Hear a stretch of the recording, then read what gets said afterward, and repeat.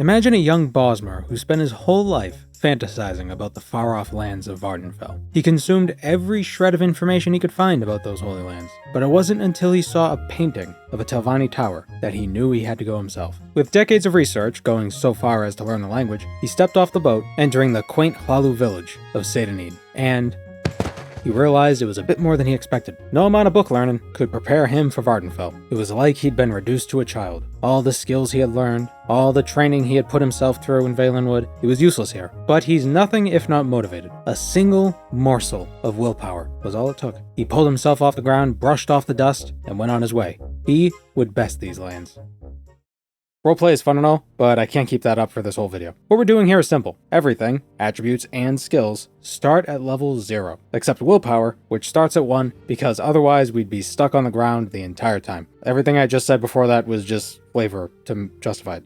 There's the typical way of beating Morrowind: do the main quest, get Wraithguard, bonk the heart, hooray you win. There's the back path, where you kill Vivec, have Yagrim Bagarn fix Wraithguard, then you bonk the heart, hooray you win. Then there's the less interesting option of equipping Sunder and Keening, and just healing through the damage, and bonking the heart, hooray you win. But there's another option. It takes more time, but it's a path that I never took before, and I'm guessing a lot of you haven't either. Basically, instead of becoming Nerevarine and Hortator, fulfilling the 4th and 5th trials of the prophecy, if you can get to level 20, and accrue 50 points of reputation with the people of Vardenfell, Vivec just invites you to his palace, and gives you Wraithguard. You can skip the Hortator and Nerevarine nonsense. But getting 50 reputation ain't all that easy. It requires a fair amount of faction-related questing. If you watched my All My Attributes Are Level 1 video, then you'd understand that every faction has 2 favorite attributes, and you need 30 in both just to join, and higher levels beyond that to advance in rank. So it's going to take some work just to get started with them. However, unlike that other video, we aren't going to be keeping our attributes and skills locked at 0. They're just going to start at 0. Our job is to fight through Vardenfell, train ourselves against this harsh land, and prove ourselves to the natives. We may be an Outlander, but we're a Vardenfeller at heart.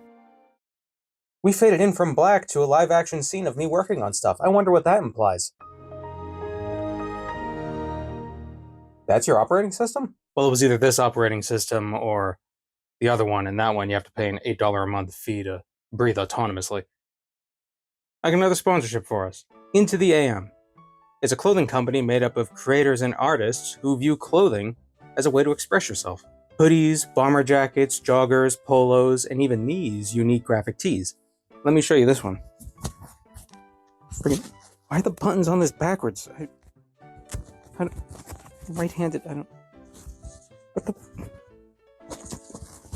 You need help? I did it. The Tree of Life. That unbroken bond of heredity, extending back 4 billion years. Well, 3.7 billion years, but who's counting? Scientists?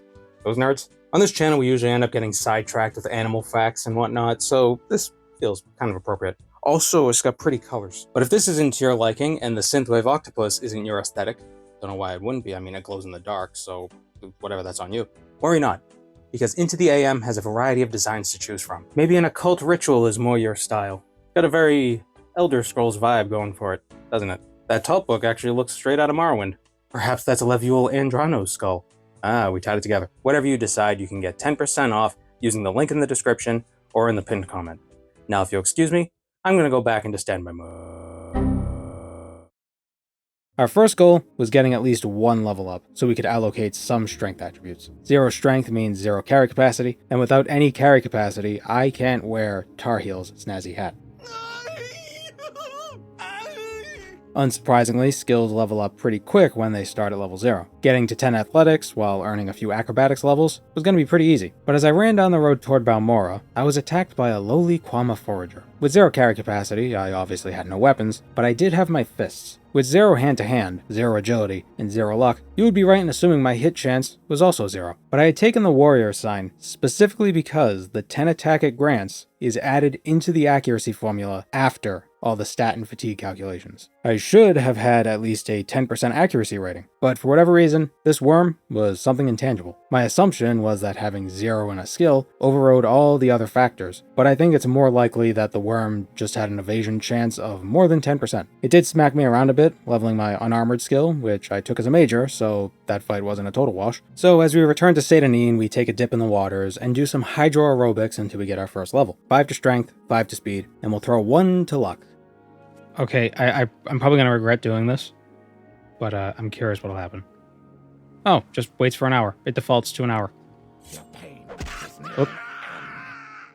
With our muscles now rippling, we pick up the package for Caius, wait until midnight to steal Fargoth's secret stash of 300 gold, and the ring that I'll constantly forget to use, and circle back to Tar Heel and grab the all-important hat, along with the Icarian flight scrolls. Those will be useful.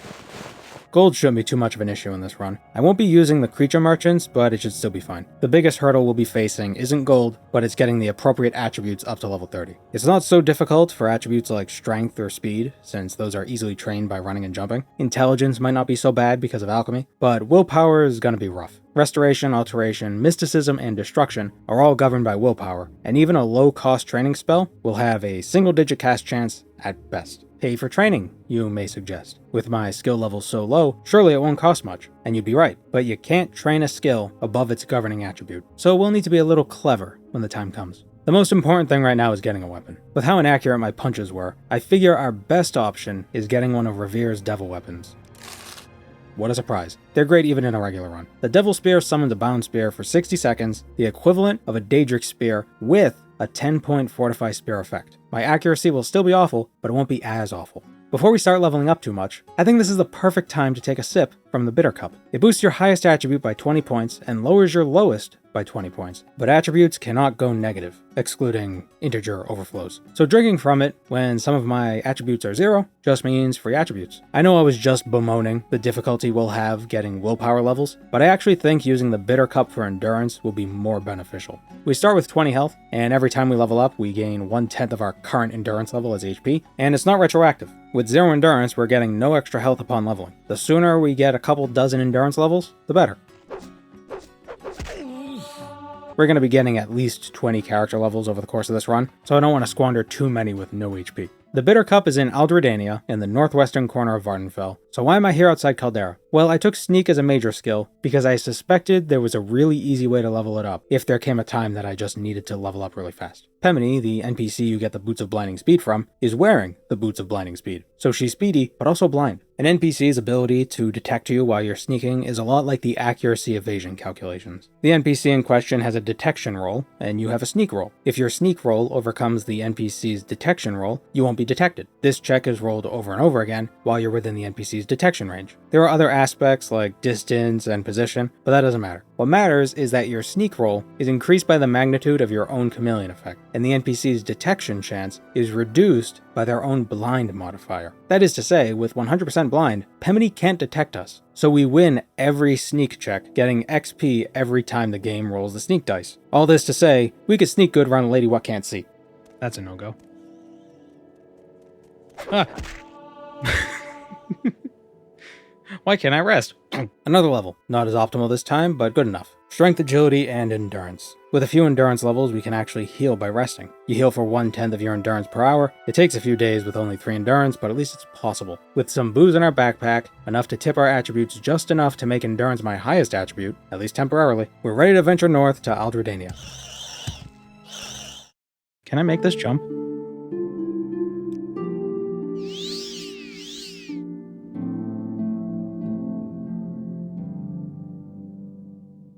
I don't think I can.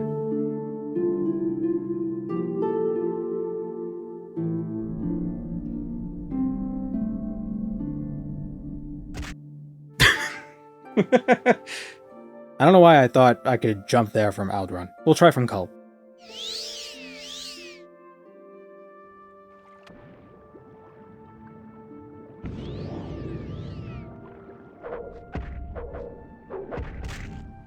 Normally landing in the water isn't a huge deal, just kill the slaughterfish and carry on. But that only works if you're decently accurate and can survive more than a couple fish bites. What we need to do is aim ourselves just right, so we land in the water to avoid falling damage, but close enough to the land so we can escape the horrors from the deep.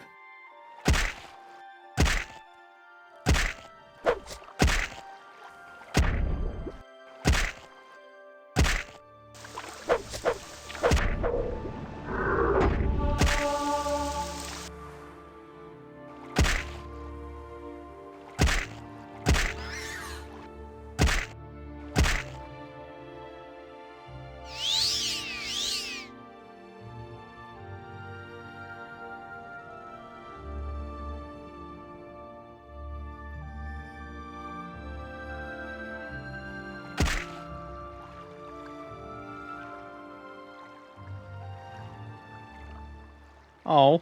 We didn't land exactly where I would have liked, so we're gonna have to trek a bit west, fending off mud crabs and cliff racers on the way. And then there's the archer skellies. I'm gonna have to sneak around. Shh, be quiet. Shh. Hold on. Wait. God damn it, I'm stuck. Hold on. Here we go.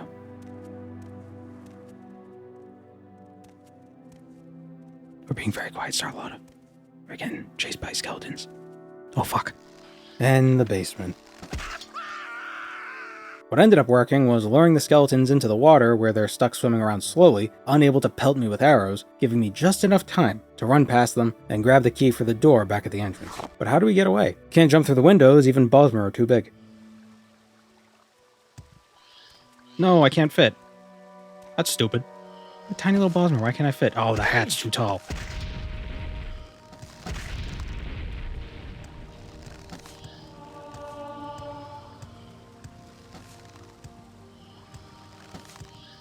Serpentine. Serpentine. As much as I'd love to get the vampiric ring from this skeleton, I have no delusions about actually being able to kill it. Even if it was one-on-one, and there weren't a bunch of ghosts and skeletons downstairs waiting to rip me apart, I still think it'd be impossible. Or at least impractical. No, I came here for the bitter cup, and that's that. We won't drink from it just yet, though. We'll steal it, and figure out the attribute boosts and whatnot once we're safe.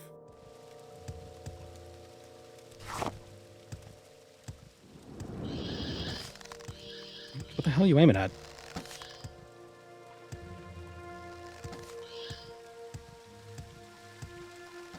No. Okay, hold on. There's skeletons out here too. So I gotta quickly get out of here. I should have brought teleports. So now that we're safe, we could drop the bitter cup, down a bit of Shan to boost our endurance to 13, and drink, boosting our endurance to 23 permanently, and lowering my intelligence from level 0 to level 0. How dreadful. We'll skip ahead a bit. To summarize, I had to use my last Icarian flight scroll to get back to the main part of Vardenfell, and I died several times to the goddamn fish. Why didn't I try using Beast Tongue to command the fish to fight for me? I did try, but magic and water don't mix. But with all that settled, it's time to turn our attention to magic. How will we get 30 intelligence and 30 willpower so we can join the Mages Guild? There are plenty useful rewards hidden behind Mages Guild quests, but more importantly, we've got 14 points of reputation tied up with those Imperial wizards. My first thought was to steal some alchemy tools, sell some of them for gold, then buy a bunch of salt rice and creshweed from Celian Plebo, and pray the dice are in my favor. With level 1 luck, I should technically have a non-zero chance to successfully brew a potion, but after processing over 100 ingredients and getting only a single alchemy level, it probably wasn't the way to go. Unlike my attributes at level 1 video, not only am I leveling my attributes this run, but I'm not opposed to using fortify effects from gear and equipment. I don't want to go overboard with it though. I could down hundreds of Sujamma and one-shot the Heart of Lorcan, but that's not fun. But a sip here or there, like when I drank the Shan for the bitter cup, that's totally fine. The temple does say 1 glass of Shan a day can help prevent early onset corpus. I'm sure the data wasn't p-hacked. We want the Mentor's Ring. 10 points of intelligence and willpower as a constant effect, and it's just outside Seydanine in the Samaris Ancestral Tomb. Super easy to get to. The problem is, the urn it's kept in is trapped, and even with the engraved healing ring, I can't out-heal the damage.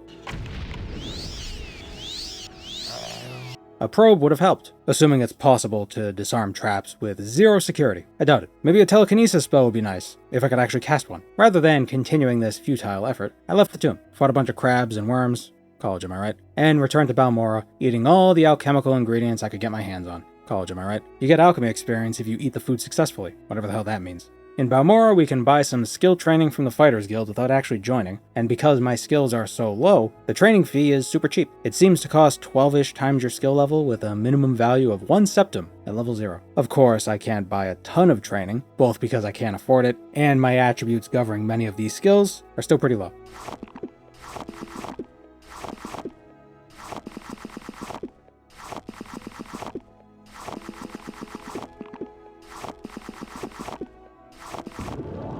That's a level 2 alchemy, which means our next level up will allow us to put 2 points into intelligence, which may not sound like much, but we can, at the very least, use that to start training magic.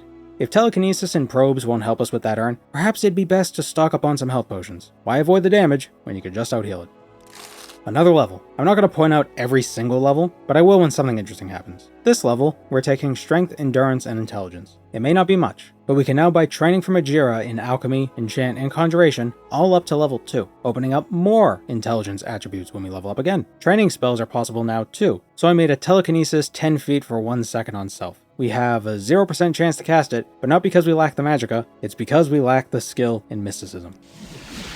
This sounds a bit frenetic and haphazard, and that's because it is. I went into this challenge without a real plan, so it's all kind of unfolding organically. I'm trying my best to create some kind of a coherent narrative, but it's tough trying to follow my on-stream thought process. I literally say what the hell I'm doing in the footage, and I'm still not sure why I went the direction I did. The inner machinations of my mind are an enigma. Because we leveled up, when we return to the Samaris Ancestral Tomb, we find it full of skeletons. My arch-nemesis.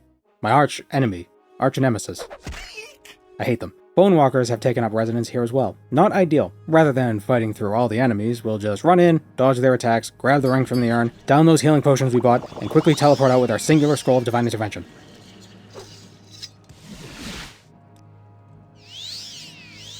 We did it! The attribute boost from this ring won't help us in joining any of the guilds, but it will give us better chances when we start casting spells. A very small increase to the spell chance, but small is better than nothing. Now what? That teleport sent us to Pelagiad, which is just a short walk away from the city of Vivec. Let's say we stop by and steal a bunch of books. Not only will skill books break us out of this level 0 hell we're in for a lot of skills, but they sell for a decent bit too. Clever me, I'll steal a bunch of books from the Hlalu records and sell them to Jobasha in the Foreign Quarter, and then steal his books to sell somewhere else. The way Morrowind handles stolen goods is a bit janky. If you steal, say, Nalkaria of Whitehaven's diamonds, then all diamonds you sell to her will be treated as stolen from her, even if it's a diamond you happen to find in a dungeon somewhere far away from Balmora, unowned by anyone. But I do love that you could sell stolen items to any merchant that is willing to buy that item type. The fact that it's stolen is irrelevant. How would they know it's stolen? Oblivion has easy access to fences after you join the Thieves Guild, so that's nice. And Skyrim has a perk that lets you sell stolen items to any merchant. But Skyrim's speech tree is about as useful as the lockpicking tree, so no one's ever seen the perk. No one's ever used it. Another couple books we can steal are the Chimera Vermidium and Breathing Water. We'll need the former later for the Mages Guild quests, but the latter will get us our first alteration level, a willpower governed school we can use to get willpower levels. Now I feel like I can hold my own in combat, at least a little bit. My spear level is not 0 anymore, and I'm not stuck in a tomb with a bunch of archer skellies. So we'll sleep for a bit until we spawn a Dark Brotherhood assassin, die a few times, and then kill him for his armor. Some of it we'll wear, but the rest we'll sell to Tanar Lurvi while buying some utility scrolls.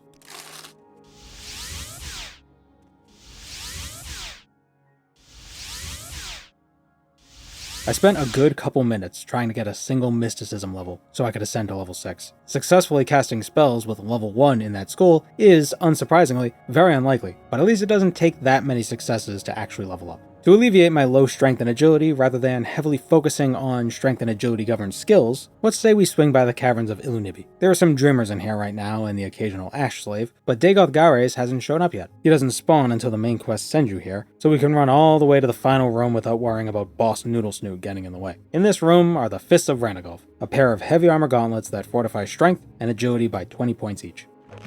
Nope. Stay away. There's also glass boots over here I want to grab. Oh, my greed. Hello, Van. Welcome to the stream.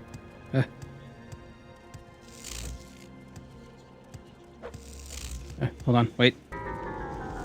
Okay. Shit. There's also a set of glass boots here. Could sell them, but I think I'll just wear them instead.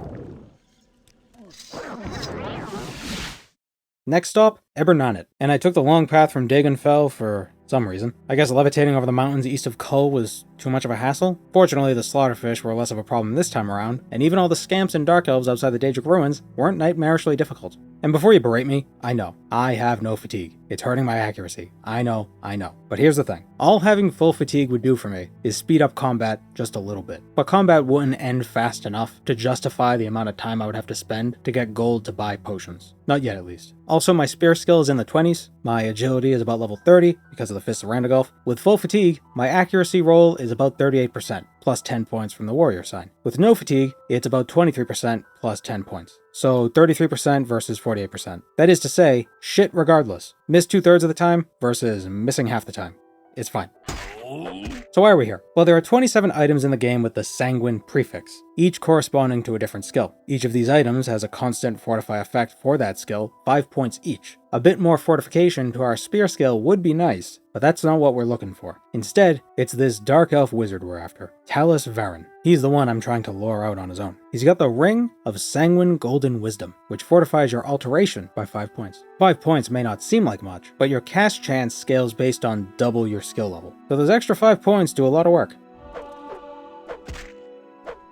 Took a while, but we got him, and with a few more spell casts, we get another level. 2 more points to willpower. Now we can reliably cast alteration training spells, which will get us willpower attribute points without progressing us to another character level. So we could get 10 alteration levels, not actually level up, but be able to allocate 5 points to willpower when we do level up. I could have gotten more sanguine items for other spell schools as well, but right now I'm just really focused on getting my willpower high enough that I can buy several levels worth of training in destruction and restoration for more willpower attribute points without actually having to cast any spells. It's reputation time. There are more ways to get reputation than just through guilds and factions. That's where a lot of it is, but there's 22 points of reputation out there as side quests, and that's almost half of what we need. So we'll get started with that. We'll get some levels while doing these quests as well, and I think that's a bit more interesting than sitting around in Balmora, failing to cast 1 second of water walking on ourselves over and over again. We'd have to do these quests eventually anyway, so let's do them now. Our first job is investigating a murder. How utterly mundane, relatively speaking. With high enough disposition, one of Vivek's leading ordinators, Alamandus, will tell us about the 7 killings which occurred recently, all of whom died with slit throats, showing no signs of a struggle. The culprit didn't even take anything from the victims. Finally, he says only ordinators may serve the city watch, so he can't hire us directly, but nudge nudge wink wink, you know. 5 of the victims were outlanders, just like us, and 2 were ordinators, neither of whom so much as drew their weapons. This must mean the culprit is either extraordinarily stealthy or a powerful sorcerer. Although there were no witnesses to the killings, an outlander had reported being threatened by a Dunmer woman wielding a dagger. The outlander teleported to safety, so his description wasn't very detailed. A Dunmer woman with a dagger, wearing a skirt, and netch leather armor. That's all we've got to go on. Asking around in Vivek's foreign quarter reveals that there may be some strange happenings down in the underworks of this very canton. Not long into our journey in the sewers do we find the true culprit, and also this lady. She must be in cahoots with the giant rat that makes all the rules. Her weapon has an interesting effect on it. But we overcome her foul magics regardless and discover she was not only an agent of the 6th house, wielding a Dagoth dagger, but a ranking member, a prophet. What intrigue. Returning to Alamandus, he gives us a choice of reward. An Ordinator Helm and Cuirass, which we can't wear in Vivek because the Ordinators will attack me on sight, or the Belt of the Armor of God. A belt that grants 10 points of willpower, 20 points of Sanctuary, and 10 points of shield for 30 seconds. I'll take the belt. With that quest complete, we've earned our first point of reputation. 49 more to go. Trust me, it'll start snowballing soon enough. Our next quest takes us to Fort Moonmoth just outside Balmora. Larius Varro regales us with a little allegory about an Imperial soldier bringing criminals to justice, but those criminals keep skirting the law because their friends have deep pockets big enough to hold judges. This soldier, tired of these bad people and their pocket judges, would like it if those bad people stopped interfering with the legal process. Will no one rid me of this turbulent priest? Larius wants us to kill some dudes. 5 members of the Kimona Tong, Morrowind's local version of the Thieves Guild. We could find these 5 bad people in Balmora's council club. If only House Halalu knew about these miscreants committing crime in their very own city. Surely if they knew, they'd do something about it, right? Because attacking one of them would make the entire bar aggressive, we'll instead employ the tried and true method of harassing them to the point of blinding rage. At which point, we can not only kill them one at a time, but can avoid all legal repercussions. Oh, I see they aren't interested in fighting fair. 3-on-1. Those scoundrels. You'd think gang members would carry actual weapons, but I guess they prefer fists. I'm not a gang member, so I can't say. There's also a woman downstairs and a guy upstairs. The bartender, bless his heart, isn't part of the Kimona Tong, so he gets to live. I'll leave the bodies here for him to loot. It's the least I could do. As a reward, we get the Ring of Surroundings, the biography of the Wolf Queen, and 1 point of reputation. The ring gives 20 to 30 points of chameleon for 30 seconds. The book gets us 1 level to speechcraft, and the reputation is just reputation. Until Voss, Turatus Talanian needs help establishing trade with the nearby Zainab Ashlanders. If we can learn what the Ashlanders need in trade, Turatus will reward us. By raising the disposition of any of the female Zainab Ashlanders, they'll tell us that they could use cure disease potions. That way, their hunters can heal themselves while out on long trips. It's a quick quest, but it's worth 1 reputation point nonetheless. Turatus even gives us an amulet of levitating. There's a ghost haunting the Gateway Inn in Sadrith Mora, and Angaradel, a Dunmer with a strangely Altmer-sounding name, wants us to deal with it. Sadrith Mora's resident nerds might have something to say about it, so we ask around the Telvanni Council Hall, and Ara Uvulas informs us that she found no evidence of a restless spirit. Because the ghost is easily banished but continues to reappear, she suspects a conjuration expert is involved. Sadrith Mora actually has 2 flavors of resident nerds, so we ask around the Mages Guild and are told Uleni Halaran teaches conjuration. When confronted, she calls Angaradel a squeezebutt, I assume a friendly way of saying tight ass, and says she only played this little prank because Angaradel brought her up before the magistrate because she didn't have his nonsensical hospitality papers. She'll end the haunting if we give Angaradel these ghost-free papers. When we do, we earn another point of reputation, and Angaradel gives us a choice between 3 rings: a warrior ring, a mage ring, or a thief ring. The thief ring fortifies agility, personality, and speed by 5 points each for 30 seconds, so we'll go with that. There's a guy in Outrun who bought some snazzy shoes from Lethervari, paying him 120 drakes on account, but failed to pay the 120 septim balance in a timely fashion, so Lether would like us to track down Yennis Sarandis and get the overdue payment of 120 gold. This is how Lether worded it. The shoes, I'm guessing, were worth 240 gold. Sarandis paid half at first, but still owes the other half. But Lether switched from drakes to septims to gold within a couple sentences, so who the hell knows what's going on. If we bring a bottle of Cyrodiilic brandy with us when we confront Yennis, he'll admit to us that he squandered his inheritance to pay off gambling debts. He asks that we return all the items he hadn't paid for, handing over an entire wardrobe of clothes and jewelry. Checking my stat page, it seems accepting his request was all we had to do to get that point of reputation. But I feel like I should at least return Lethervari's shoes, you know? I tried bringing Bavale Tanarin her goods as well, but she was immediately dismissive of us, so her shit's my shit now. How sad. Palin Sour is a dungeon outside of Nissus, and it seems like a regular old dilapidated Quama mine, the perfect hideout for smugglers or bandits. But instead we find scamps, corpses, and Morrowind's most aesthetically jarring enemy, an Ogrim. Ogrim usually don't start spawning in place of other Daedra until you're a pretty high level, so you might not run into them all that much. But this one is a static spawn. It's always an Ogrim. I think this place is supposed to be his palace or something. Regardless, they don't look like they belong in this game. They're just so cartoonish looking, like a creature out of Donkey Kong 64. I think it's the chin. Their Elder Scrolls Online incarnation is much more thematically consistent. But we didn't come here to discuss Ogrim and their nipple rings. Instead, we're here to free this fellow trapped up in this little cell. Is that Chipmunk? Oh my god, it's Chipmunk. We're gonna rescue Chipmunk. Yay! We'll get you out of there, man.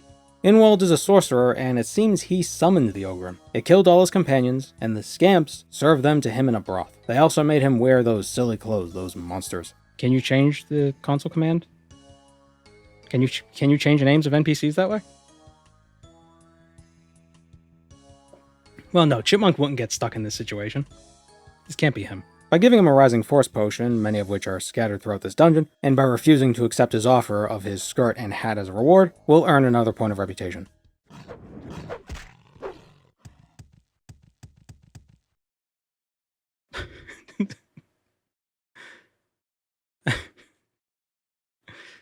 Matt. It is a secret ring, but you must find it first. It is a ring that can tear worlds asunder or bring world peace upon the land. You must venture forth north of Nissus to the cave of Mad. There you'll find the ring. The vile sorcerer in the cavern of Mad, by the name of Stephen, is going to do anything he can to protect the ring. You can get supplies for your quest at Walmart. Why am I in here? Why am I inside Matt?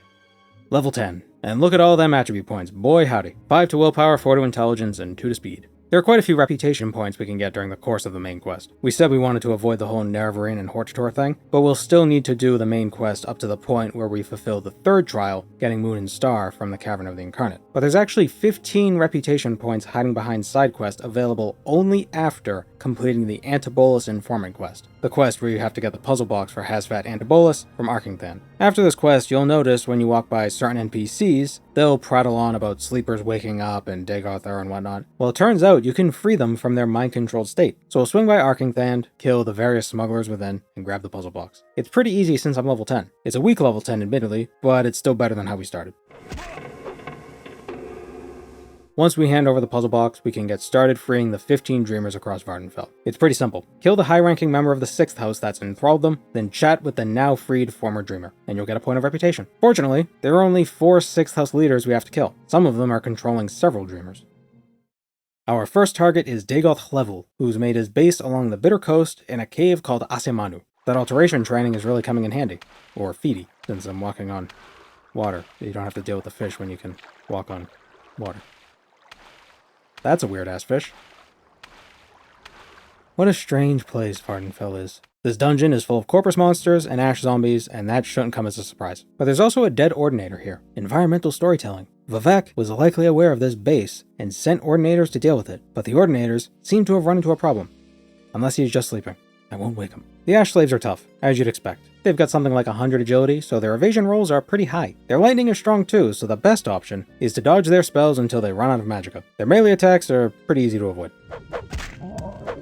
If I had to rank enemies by difficulty, Ash Slaves would definitely be at the top, but not above Archer Skeletons. It could just be that you encounter Archer Skeletons way earlier than you would, say, Ash Vampires, but by the time you run into strong enemies, you're pretty strong yourself, so Ash Vampires don't feel as difficult as Archer Skeletons. The Shrine is locked with a level 75 lock. My alteration level certainly isn't in a place to successfully cast a strong enough open spell, and I definitely can't pick it, but there is a key I missed. There's a second Napping Ordinator with an old key in his inventory, and that's exactly what we need for the Shrine door. I've come to learn that most locked doors in this game, especially those that load into a new cell, have a key associated with them. You just gotta find it. And here is Dagoth Hlevul. Squid Faces are up there with Ash Slaves in terms of difficulty. But like the Ash Slaves, you just gotta wear down their magicka, and then they're simple. The biggest issue is their poison balls, or their poison balls. They have a wide area of effect, so dodging them in tight spaces, which is pretty much where you'll always run into them, is risky. Once we kill him, we're free to ransack the shrine and eat all that delicious corpus flesh. Oh, and we can go to each of the dreamers under his control, getting 1 point of reputation for each one we talk to. Neldris Lurvu in Saran, who may be related to Falura Lurvu, the slave you have to bring to the Ashcan of the Zainab Ashlanders during the main quest. There are actually a lot of Lurvus in Morrowind, according to UESP. 9 in total. They even have an ancestral tomb. Maybe they're not actually related and it's just like the Smith of Vardenfell. Dainasa Talandas at the Arano Plantation. Nelmil Hlur in the Whiterun canton of Vivek, possibly related to Amalexia's priest, Fedrus Hlur? I don't know. Vivine Andrano in the St. Dellen canton. Erelaine Iceberg Hledis in the St. Olms canton. Reller Farron in the Hlalu canton. And lastly, Alvura Othrenum in the Arena Wasteworks. With those 7 freed, we're now sitting at 13 points of reputation, but there are 8 more dreamers still out there. Hassaur is a dungeon situated south of Balmora, at the very end of the Foyada running beneath the bridge that leads to Arkingthan. Our target is Dagoth Fovon, and like in Asemanu, this place is full of 6th house enemies. Ash Slaves are, of course, still a problem. These optional 6th house bases are neat. I think the 4th and 5th trials would be way more compelling if the Great Houses and the Ashlanders sent you off to these places to prove yourself, rather than just, bribing the counselors. The Urshalaku ask a lot of you, but at least what they have you do is related to House Dagoth. Perhaps the other houses don't much think of House Dagoth as a problem, because they've been pestering all of Vardenfell for the last, 4, 5, 6, 700 years? Who knows how long? It's been a while. Dagoth Fovon is just a noodle snoot, so he's really easy to kill. More tasty corpus meat.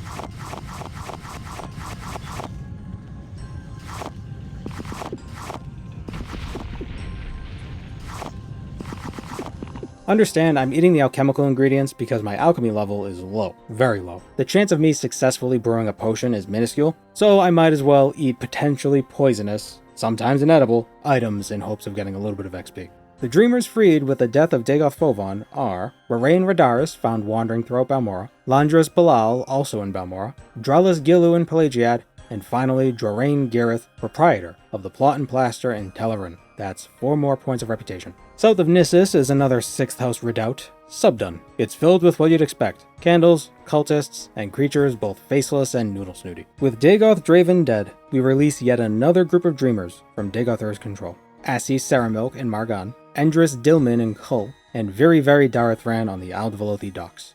1 dreamer remains, but this one is under the control not of a noodle snoot, not of a squid face, and not even of an ash vampire. Instead, if we enter Hanarai Asutlanipal's house in Aldrun and speak with her, she immediately attacks.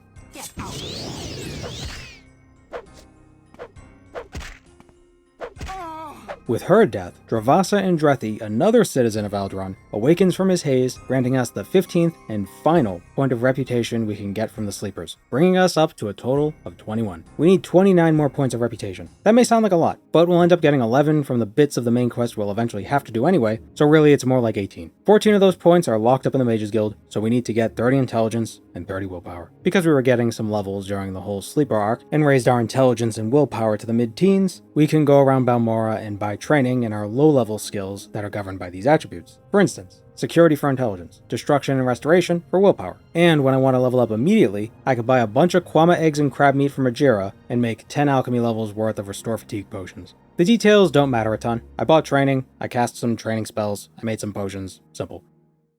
We finally have the attributes to join the Mages Guild. I also started putting some points into personality, by the way, because I was kind of sick of people being mean to me, but whatever. It's not going to work. You need like 70 personality before people will actually start being nice. Our first point of reputation we'll be getting from the guild comes from sweet little Ajira. We get her some mushrooms, help her play a prank on Galbadir, get her some flowers, get her a bowl. All trivial stuff, none granting reputation. But when her reports are stolen and we find them for her, suddenly all of Vardenfell thinks I'm a bit more upstanding. She'll have more reputation to offer us later when we rank up in the guild. Edwina Elbert is sitting on several reputation points as well, but she's also got those coveted intervention amulets. I've done this series of quests many times before, and we're gonna do it again. We bring her the Chronicles of Nichuleft, fetch a potion from Skinkentree's Shade and Sadrith Mora, and head off to Vivec to steal the Chimera Vermidium.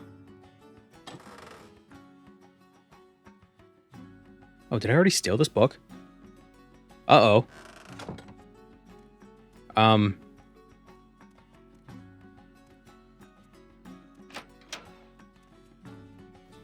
Shit. So it's time to hunt down the Chimera Vermidium. Does Galbadir have it? Nope. Tinar Lurvy? I did get a bounty some time ago, which I, unthinkingly, paid off. Sleeping in the Mages Guild is illegal if you're not a member, and I got caught doing that once or twice. The Chimera Vermidium was a stolen item, so maybe it's in an evidence locker somewhere. If I paid the bounty off in Balmora, and I'm pretty sure that's where I did, then my stuff should be in the Moonmoth evidence chest. But this NPC is watching me like a hawk.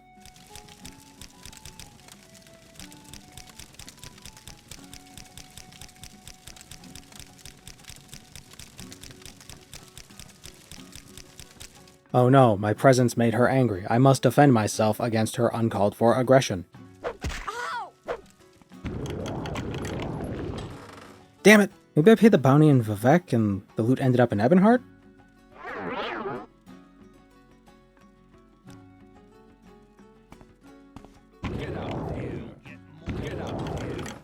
Ah, it is here. Excellent.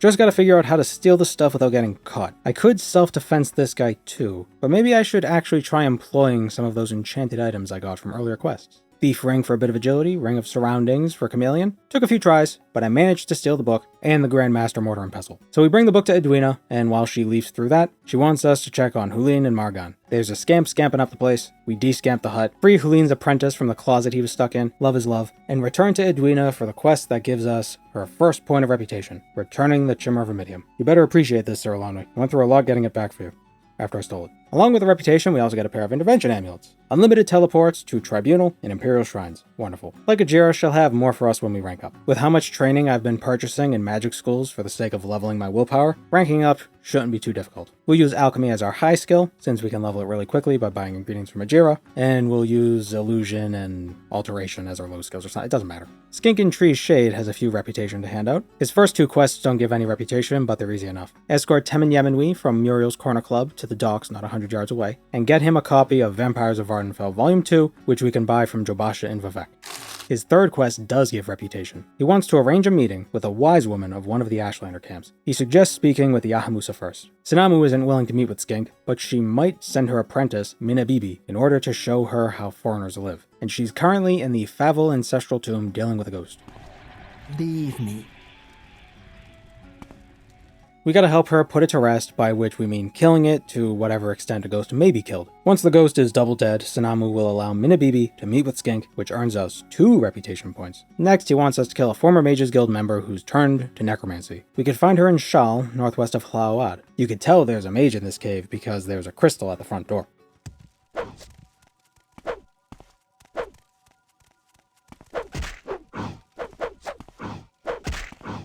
Stop running. It's just a spear spawned from the agony of Daedric spirits. This quest didn't award any reputation, but Skink's later quests will. Following the pattern that Ajira and Edwina have set out for us, he too will give us those quests at a later rank. Rhaenys Athris has some jobs for us, most of which don't award reputation. But some do, so we gotta do them. Collect Monway's guild dues, convince ex-Telvanni Lorar Beriloth to join the guild, stop Only He Stands There from providing unsanctioned training services, and finally get Atiramel's research notes. If we escort him to Pelagiad from Balmora, he'll hand them over willingly, but escort quests suck, so...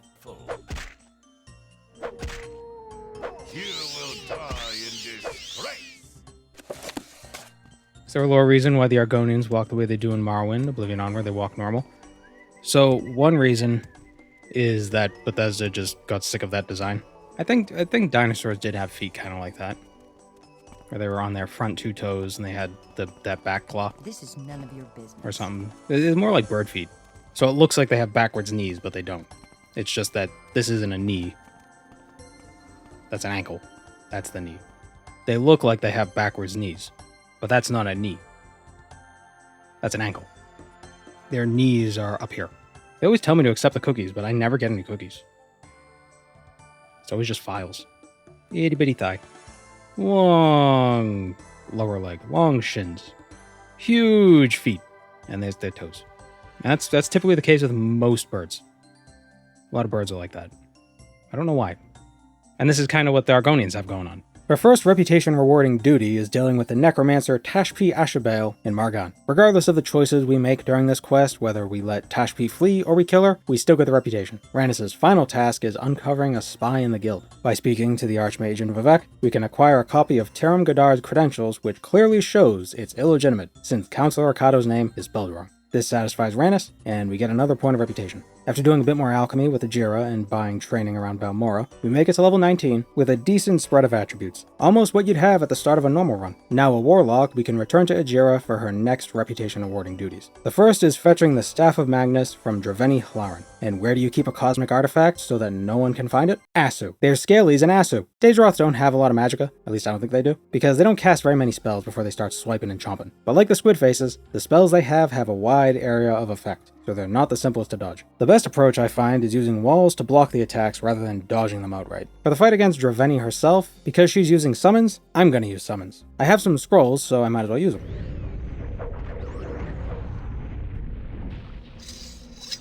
The Staff of Magnus is super valuable, and we could get quite a bit of gold for it, but it's actually got a pretty strong enchantment on it too. 25 to 50 points of spell absorption, and restore 1 point of health for 60 seconds each. That's not bad. I'm never going to use it. For another point of reputation, Ajira sends us to get the Warlock's Ring from Vindamea Drethin in Ashirbadan east of Balfell. Before heading out into the wilds, I did a bit more training and hit level 20, getting the last bit of willpower levels we need to continue ranking up in the Mages Guild, and getting 30 agility, opening up the possibility of joining the Morag Tongue. I also tried ranking up to Wizard, but we'll need to get a Wizard staff first. Either buy it for 5k, or liberate one from Anirn, a former member of the guild. She's in Sud. We'll think about what we'll do while we go after Vindamea. See, what'd I tell you? Crystals means there's a wizard here. Her Atronachs are dangerous, but I thought ahead and made several restore health and fatigue potions. Her Daedric mercenaries are no longer a threat thanks to my alchemical stew. Literally, it's salt rice, crushed wheat, and scrib jerky. It's a straight up smoothie. We show Ajira the ring, and she quickly loses interest, but not before knocking it off the edge of the desk, earning us another point of reputation. I have an idea for some enchanted items, but I'll need gold. First, we'll sell some of these artifacts we got from the mages to Albert Nurmark and Mournhold, and then we'll go to Sud to get our mage's staff, all so we could save that 5k fee. Ah, crystals. We're in the right place. Here's Anime.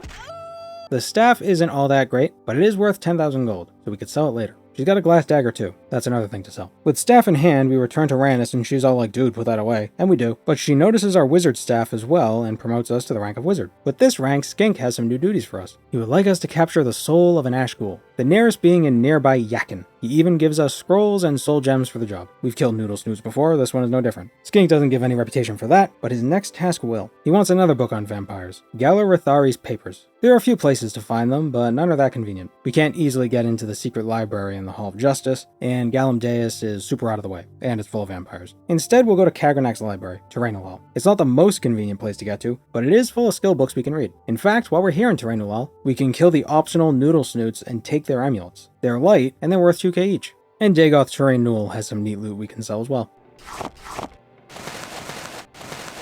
We read all the skill books, get a level up, and grab Galar Rithari's papers. Back in Started Morrowind, we earn another point of reputation and are given Skink's very own amulet. What arcane enchantments might this trinket possess? None, but it's worth 1,000 gold. After doing a bit more training and getting our alchemy up to level 80, if we return to Skink, he'll ask us to bring a letter from Chancellor Ricardo to Archmage Trebonius. This is the letter that will force the Archmage to step down, making us the Archmage. And by doing it peacefully, we'll get 2 points of reputation. But there's a couple things we gotta do first. I don't know if you could do other duties if you're already the Archmage. Edwina Albert wants some Dwemer stuff. She tells us to go to Arkingthunsturdums to get a Dwemer tube, but we can just steal one from this chest in Fatleg's Drop-Off in Hlawad. You can't escape. Let's hear it. We go to Trulef Tinth to get a report from the excavation team there, but the report is with Anus, and Anus is missing. He's dead, but the report's right here. Bringing it to Edwina earns another point of reputation. We then get her scarab plans from Mazuleft. Oh my god.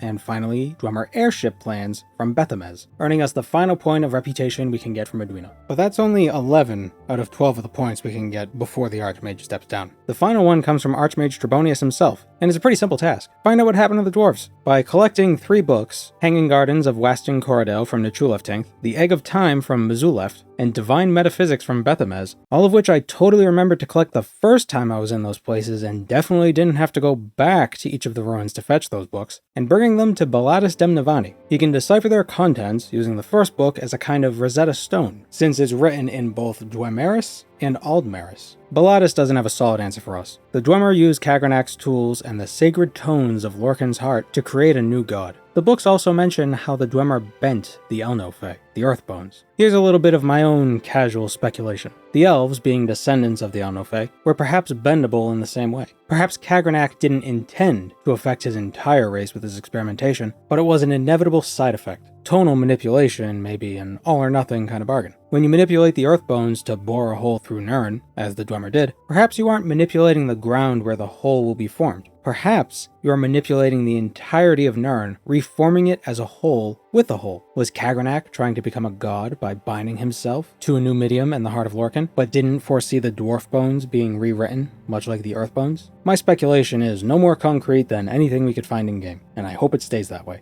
Regardless, Trebonius is happy with what we've learned, earning us that 1 point of reputation. Now we can hand over Okado's letter, forcing him to resign, making us the Archmage, and earning 2 points of reputation. But by going about this peacefully, we don't get Trebonius' gear. That Necromancer's amulet is really good. Surrender now and I might let you live.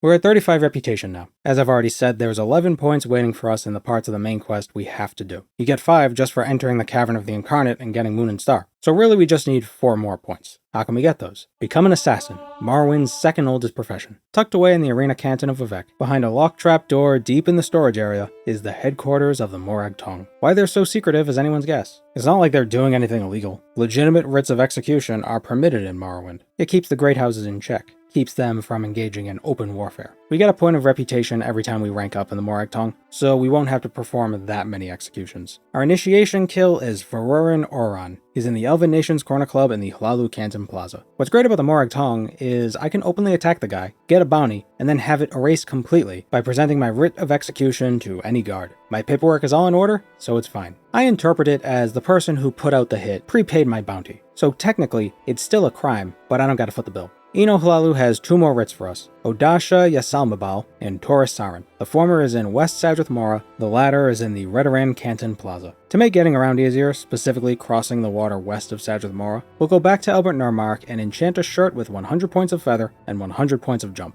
It costs 24k.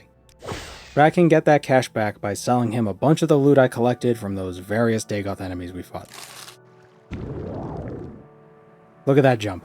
But how will we ever survive the fall? Well, with all the alteration training I've been buying, my short duration slow fall spell has a pretty high cast chance. If it fails before I land, I'll die and it'll be funny. To avoid doing more than necessary, instead of completing a bunch of assassinations for the Morag Tong, we'll do the main quest up until the point where we need 50 reputation. Then we'll clean things up with the Morag Tong. How apropos. Although our skills and attributes aren't much better than a fresh level 1 character, we are kitted out in pretty decent gear, so the main quest is unlikely to cause a lot of problems. We already got the Dwemer puzzle box for Hasfat and Tibolas, so our next step is getting a skull for Sharn.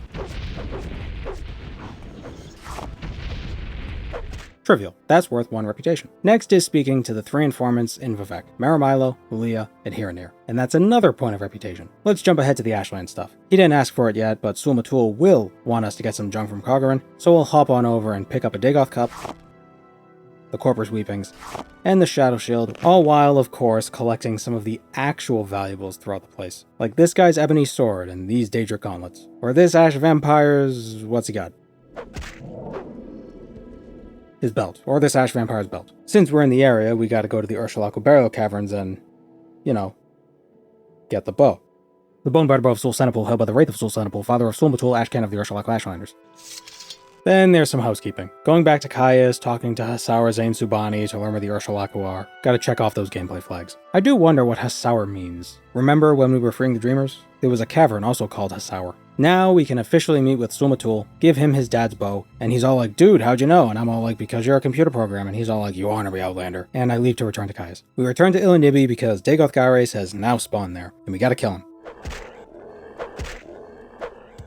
But upon his death, he curses us with Corpus. Oh, curing it is easy. We just gotta leap across the water from Sarjath Mora to Telfir. But I want to sidetrack us once more. During this whole run, I've been doing a lot of jumping. It's faster than running. As a result, my acrobatics level has gotten rather high. High enough that I think a constant effect enchantment might be kinda fun to play around with. Here's what we're gonna do. First, make a 100-point open spell. The cast chance will be low, but that's fine. Then we head to Dagonfell and start leaping west until we arrive at the Daedric ruin of Onisiralis. Within Onisiralis are a bunch of what I assume to be Daedric cultists. And if you've played even 5 minutes of Elder Scrolls Online, you know Daedric cultists are always the cause of everyone's problems. The only difference is their preferred flavor of prince. We clear out the cultists and unlock this...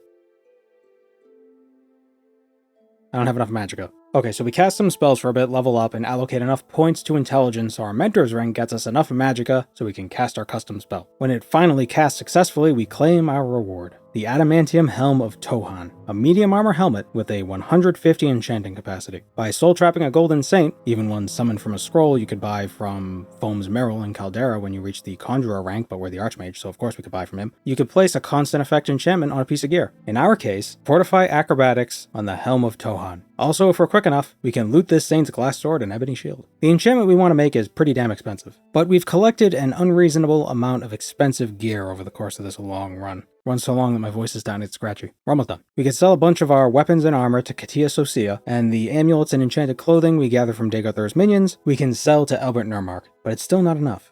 Damn. Let's come back to this in a moment. The Corpus is lowering my personality, so maybe if I cure the Corpus, I'll get slightly better deals with enchanters. We jump to Telfir, fetch Devaith's boots from his very own Tumor with the Dwarf's Face, and drink his Corpus Begone potion he just so happens to have. A potion that cures Corpus, but only for me, and me alone. It kills everyone else, I guess. Returning to Balmora, we see if our disease-freeness helps at all. 96k to enchant this helmet with 1 to 50 points of constant effect acrobatics. I can afford that. It seems not having boils and weeping sores makes haggling easier. And I can get all that money back by selling Galbadir the Staff of Magnus. In fact, she gets it at a bargain price. Our acrobatics is 76, meaning we can, at most, get 126 from this helmet. I want at least 125, and I can get that by equipping and unequipping the helm over and over again until the Fortify effect rolls at least a 49.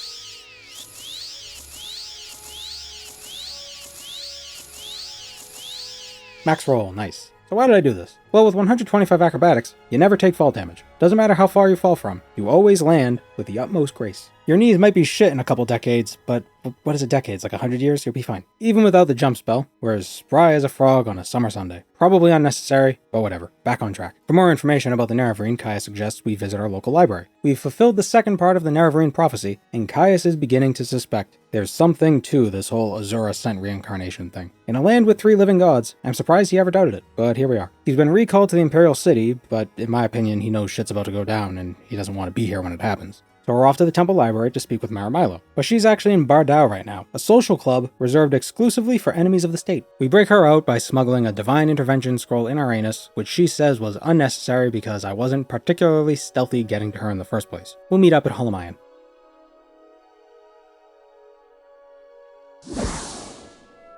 When we take all of Gilvis Borello's books back to Nabani Mesa, we get another point of reputation. To learn about the third trial, we need to fetch some stuff from Coggeran. But Sul, my man, I've already got that done. Are you surprised a prophesied hero is one step ahead? This is worth another point as well. The third trial is visiting the Cavern of the Incarnate.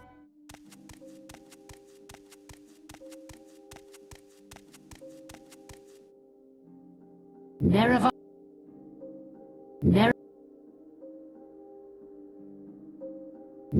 Getting this ring is 5 points of reputation, and there's another 2 waiting for us back at the Ursulaku camp. Being named Nerevarine gives 2 points per camp. We're not going to bother with the other ones, but we already did all the work for the Ursulaku, so we might as well go back to them and just make it official. The last 4 points we need will come from the Moragtong. We kill Odaisha Yasalmibal, Taurus Sarin, Ethel Seloth and Idroso Vendu, Sarain Sadis, Gurl Retharan, and Galasa Uvain. Lastly, we'll do a special duty for Eno. He would like to know who the Dark Brotherhood's contact is in Vivec. We bribe Mienge, the Foreign Quarters enchanter, and he gives us the name Sarazami. Eno will handle it from there. With that final duty and those final writs, we advance to the rank of Thinker, granting us the final few reputation points we need to catch the eye of Vivec. By speaking with any of the Great House's counselors, one of the Ashkans, or even Gilvis Borello, we'll be told that Tholar Saryani, the Pope, basically, would like to meet with us. For some reason, we still have to be surreptitious about it. Normally, it's because Saryani doesn't want to be seen meeting with the person they publicly labeled as a false prophet and heretic. But I'm not really leaning into the whole Nerevarine thing right now, so I don't know why we gotta do this whole cloak and dagger deal. If anything, the act of preemptively labeling me as a false prophet would just make people think that I wasn't a false prophet. It's like announcing there absolutely wasn't a fire in the break room. Like, now we know there was a fire in the break room. Anyway, he sends us to Vivec, who gives us Wraithguard, no Nerevarine or Hortator Nornsense.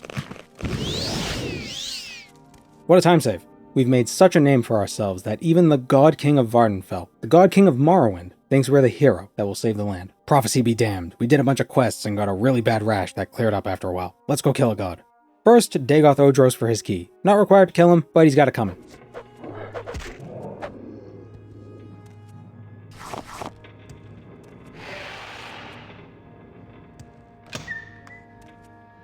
And that's Keening. On the one hand, I love the restore health and fatigue combo potions. Super useful. On the other hand, I feel like even the most mundane use of alchemy is super overpowered in Morrowind. I heal so much that I can ignore most enemies and even eat their spells without a second thought.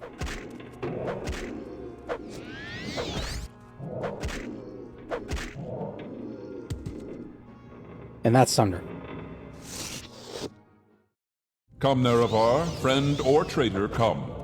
Come and look upon the heart and Akulakan. And bring Wraithguard, I have need of it. Come to the Heart Chamber. I wait for you there where we last met countless ages ago.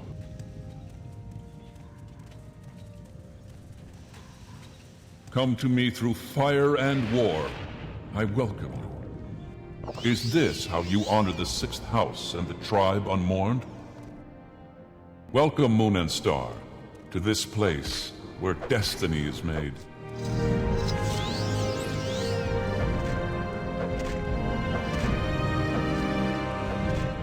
All this work across Vardenfell, it amounted to this. We slay Dagoth, but this is merely his first form. To truly put him down, we must destroy the enchantments binding the heart of Lorcan to Nirn, severing his connection and revoking his divinity. Intoxicating innocence. How could you be so naive? There is no escape. You do fool! Stop!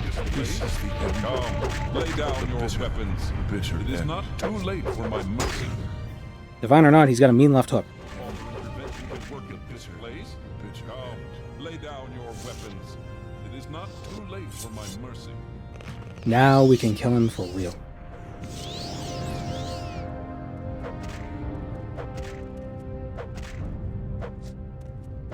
And that's that. We began as the outlanderiest outlander and ended as a hero. Certainly got easier towards the end, I'll admit, but it was nice to save all those dreamers for once. Thanks again to Into the AM for sponsoring this video. Get 10% off site-wide when you use my link in the description or in the pinned comment.